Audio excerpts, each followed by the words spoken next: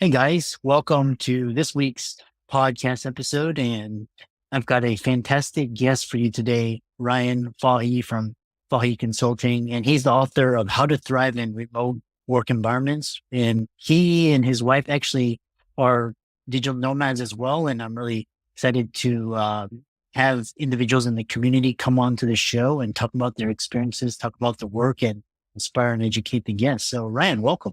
Yeah, thanks for having me. And for everyone listening in today, welcome. This is going to be a fun episode. I'm excited to be here. So thanks for having me. Yeah. So we'll start off by introducing yourself, how you got there, what you do, and I'm really excited to dive into the conversation. Yeah, for sure. So just a little bit about me, I guess. I grew up in Eastern Canada and currently live in Eastern Canada now as well. My wife and I have lived all over the world. We lived in the Middle East, we lived in the US, in Western Canada, Central Canada, and now Eastern Canada. I've always had this remote work background in me. I guess when I started my career, I had some hybrid working roles. And just to give listeners a bit more kind of context of the work that I do, I really work in the wellness education space within non-for-profit education, but also outside of that with my business. So that's the area that I come at everything with is this idea of wellness and what does wellness look like for me? What does it look like for other individuals out there in the world? So long story short, just like everyone, when COVID-19 hit, my full-time work went remote. And being a person who's very optimistic and very much on top of their own well-being in terms of what they need, I was really struggling and I was really having a hard time keeping up with my fitness routine, keeping up with my health and wellness. And I was looking around to see if there was any books out there on the market that would support me. And there was one book, and it was by an author called Jason Fried, and he has a book called Remote, and it's been around now for a few years. A fantastic book, but there was really, outside of that, not much on the market to support the individual well-being of folks working remote as they're navigating things like a pandemic. So I ended up writing a book on that, and myself have continued to work remote, going on I think 4 or 5 years now, full time, and then about 10 years part time. When you add it all up, and yeah, it's a lifestyle that works for my family, and I absolutely love it. Yeah, that's a great story. And the more I talk to entrepreneurs, the more people are wanting more control over their time and where they live and their freedom. And I think recently there was a quote by Elon Musk saying that jobs in the future are going to be optional, and it's people that are wanting to do work that they want to do as opposed to have to, which is really interesting. Moving forward is talk about your book, How to Thrive in Remote Working Environments, and kind of talk about what is it that remote working environments, why do people fail, and what were the traps that cause you to fail, and how do you identify those? Yeah, it's a great question. I think each individual is different, and everyone's work is different. And I'm very fortunate to do work that I love and that I'm passionate about as well, which makes it easy or easier. But I think some of the common challenges that folks face, and this was bubbling up to the top during the pandemic, was just the ability to set boundaries. Right, we saw government stepping in Portugal, in France. There was government stepped in there to protect individuals. So I think it was at the time employers could not send emails prior to 7 a.m. or after 7 p.m. that was work related. And so there was a bit of that. But outside of that, what I try to mention in my book and talk about is the power that we have to enforce or reinforce our own boundaries as well. So we can't always just sit around and wait for government to do something. Sometimes it's good for us to take the reins if we want to protect ourselves and take care of our well being. So I talk a lot about that. One of the things that I talk about as well, and this isn't just unique to my work, but it also comes up in James Clear's book on atomic habits. He talks a lot about the habit cycle, right? We have our cues, the things that trigger certain habits or certain behaviors. And so in our remote work environments, that's one thing I talk about quite a bit is finding that psychological trigger that allows you to turn on for the day and turn off for the day. It can be very simple. For example, even in my own context, my psychological trigger is the clicking of the light on the lamp that's on my desk. So when I turn that on to start the day, I immediately go into work mode. And then at the end of the day, when I turn that off, I can be a husband. I can be a dog to my dad. A dad to my dog. I can do all things that need to be done. That's something that I think is really important as well. And then a third thing, if I can mention it here, Chris, is just there was a lot of common misconceptions early on with this whole remote work experiment of the remote workers distracted. There's stuff going on at home, but those distractions also exist in the workplace, right?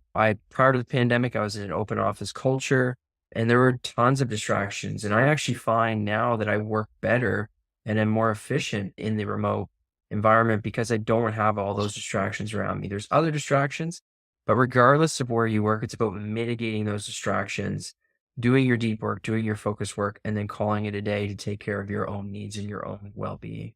Yeah, really interesting. It reminds me because when you were talking about government and kind of it was ingrained to me to see where the government is doing and going and actually being proactive. Because I don't know about Canada, but the United States has a history of messing things up when they get involved. One thing that's really interesting thing as a nomad, because I'm here in Buenos Aires and we're talking about it, is like this idea of like when the stop work, it's like kind of this blur. And like you talked about these triggers, but what is a good wind down routine or habit that you recommend or you advocate? Yeah, that's a great question. And I think for you, for me, for others that work in that kind of that mental work that we do, it's mentally taxing. I think if you do that type of work where you're creating a lot, you're writing a lot, doing that type of work, there's definitely that wind up and wind down phase. And one of the things that I talk about in my book is just the idea of, I call it contextual scheduling. And you just block large periods of time in your calendar to do deep work, right? Because sometimes it takes us a while to get into that. We have to do maybe some surface work first to then get into that deeper work. And I'm by no means an expert on deep work. Cal Newport, he has a great book on that as well. And he really has that figured out. But similar, I guess, figuring out what patterns work for you. So for example, I do my best deep work in the morning, typically mid-morning. But then when I get later in the day, I have to do surface level work because I'm just mentally so tired from all of the deep work. And so I try to stack those tasks later on in the day that maybe are just email communications or filing, things like that, just later in the day. And again, I'm very lucky with the work I do, and everyone is different, but that's just something that I've seen that works really well. On the personal front, in the book, I have what I call the 5-step energy amplifier blueprint. And that blueprint is more of how do we even set ourselves up so that we can be our best selves at work. So I talk a lot about priming our days.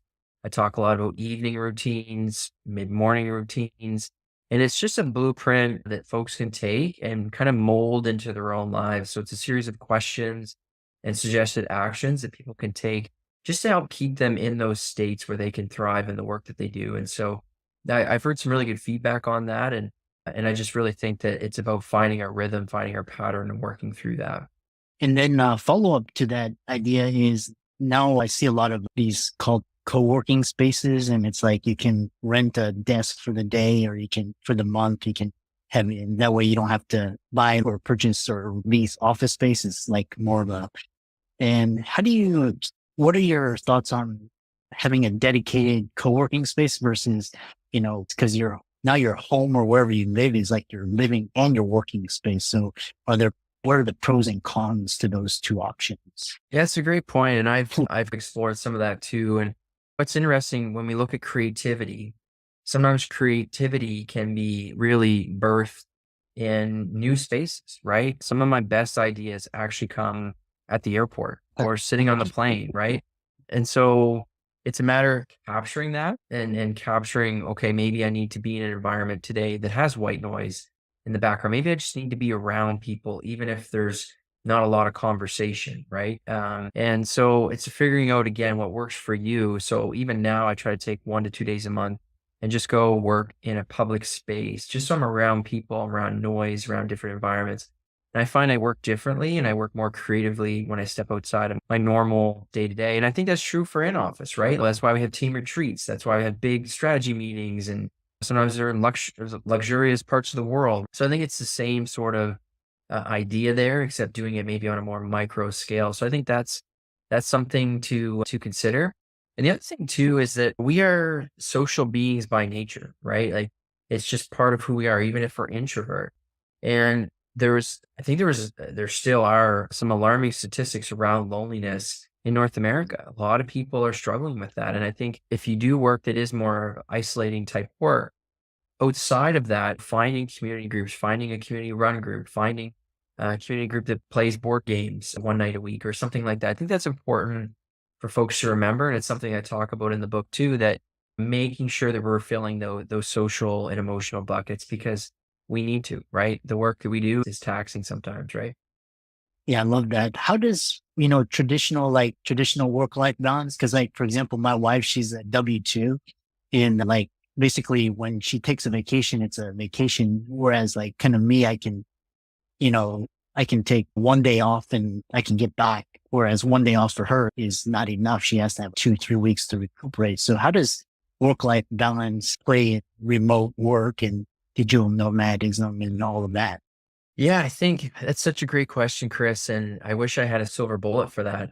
One of the things I know works really well for me is say, like, we're very blessed. Like, we live right next to nature. We have trails all around us. We're 10 minutes from 5 different beaches. So I find for me, just getting into those environments, getting into nature as often as possible really helps with that rest. But to get to true rejuvenation is hard. And there's a difference there, right? And I think that's what you're talking about. And one of the things that my wife and I intentionally do is every quarter we try to go to the spa together and we block the day and go to the spa. And again, we're very fortunate to do that. But I find I can actually rejuvenate at something like that. So maybe that's something that folks can explore. But I think if you can finding periods or moments within the calendar year where you can have uninterrupted blocked off time just for you, just to have that rejuvenation, just for the time and the energy that you need for the other things that you want to, that maybe fill you, I think is important. And again, it's very challenging from situation to situation, but I guess if I could recommend something, it's getting into nature more often and getting to the spa more often if you can do it. Yeah. I love nature, like nature baths and just like I find that, going to like art museums and you just become inspired and just for something being in that environment sparks your creativity. It's really fascinating. And up in Canada, there's a famous Scandinavian spa where you can do hot, cold plunges and it's like you're in nature and they don't allow cell phones. And it's a great way. Really interesting. If people wanted to find out more about you and, check out your book and follow your social media, how would they do that? Yeah, so definitely I'm on LinkedIn. So folks can just find me there. You can just search my name on LinkedIn. I'm still on X. I don't know if people are still on X or not, but I'm still there. So you can find me there at Wellness RF and I have a Facebook page as well. So you can just search my name on Facebook, Ryan Fahey, and you can check me out on Facebook. Those are probably the primary ways. And I do have a website as well. You can just Google my name and my website will pop up there. But happy to chat with folks too. I find these ideas fascinating to talk about. Yeah. Yeah. I love that. I think Tim Ferriss's 4 hour work week and then the other books like Cal Newport and Jason Fried and all these really, thought leaders on how you view time and how you view freedom and the different types of freedom. All of these resources will be in the links and show notes. And let's thank Ryan Fahey for coming on and sharing his expertise and be sure to check out his books as well as give his socials a like and follow. And thanks so much for coming on. I really enjoyed this talk. Yeah, thanks, Chris. Thanks for having me. And for everyone listening in, have a